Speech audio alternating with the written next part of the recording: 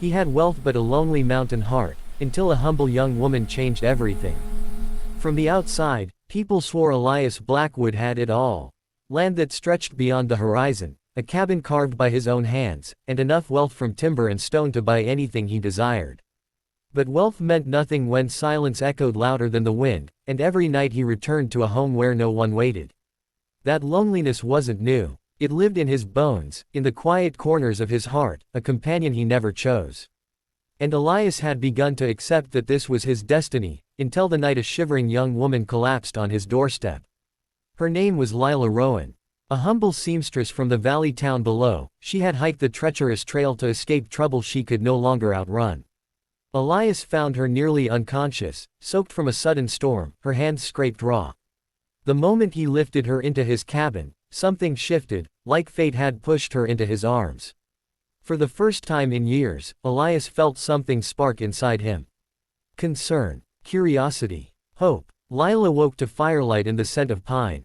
When she first saw Elias, towering, broad-shouldered, with the kind of face life had carved into seriousness, she flinched. "I'm not here to hurt you," he said softly, stepping back to give her space. His voice was deep but gentle, like a mountain stream flowing over stone. "You're safe now." Those words nearly broke her. No one had told her that in a long time. Slowly, she told him her story. Her landlord had nearly tripled the rent, demanding more than she could earn sewing shirts for miners. When she refused his advances, his offer to forgive her debt, he threatened to ruin her. Lila had no family left, no money, and no options. So she ran, straight into the storm, straight into fate. Elias listened without interrupting, but inside him a wildfire burned. No one deserved to be cornered like that. "You can stay here," he said. "As long as you need." Lila stared at him, startled. She was used to doing everything alone. But something in his steady eyes pulled her in, something honest, something lonely. Reluctantly, she nodded. Days turned into weeks. Lila healed slowly, both in body and spirit. She helped around the cabin, cooking simple meals, stitching his torn shirts, bringing warmth into a home that had forgotten laughter. Elias, who lived like a shadow among his trees, found himself drawn to the sound of her humming, the softness of her presence, the way she looked at the mountains like they were alive. But loneliness had trained him to keep distance. He fought it. He tried not to care. But caring came anyway. One evening, he found her staring out from the porch, the sunset painting her face in gold. "These mountains," she whispered, "they feel honest. Like they don't judge." "They don't," he replied gently. "They just hold you." When she smiled at him, small, shy, grateful, his heart stumbled.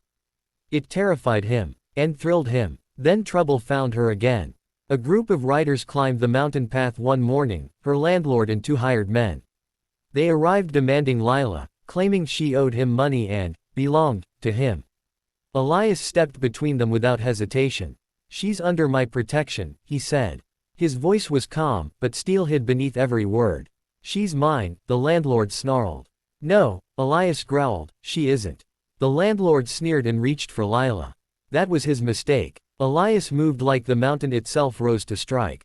In seconds, the men were disarmed, thrown to the dirt, and warned never to return unless they wanted the mountain to bury them for good.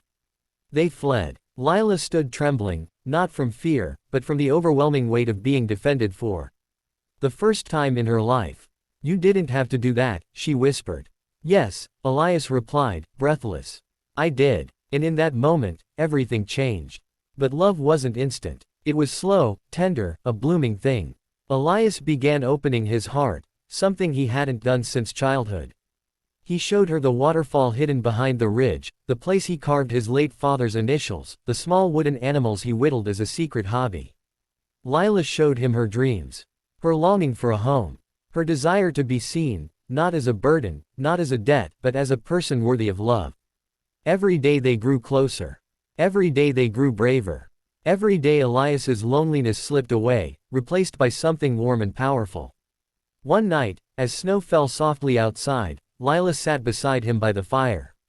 She hesitated, then placed her hand over his scarred, calloused one. "Elias, you saved me." He shook his head. "You saved me first." She looked up. "How?" "By walking into my life," he murmured. I didn't know how empty I was, until you filled the quiet. Tears glimmered in her eyes. I don't want to leave, she confessed. Not ever. His heart thundered. Then don't, he whispered.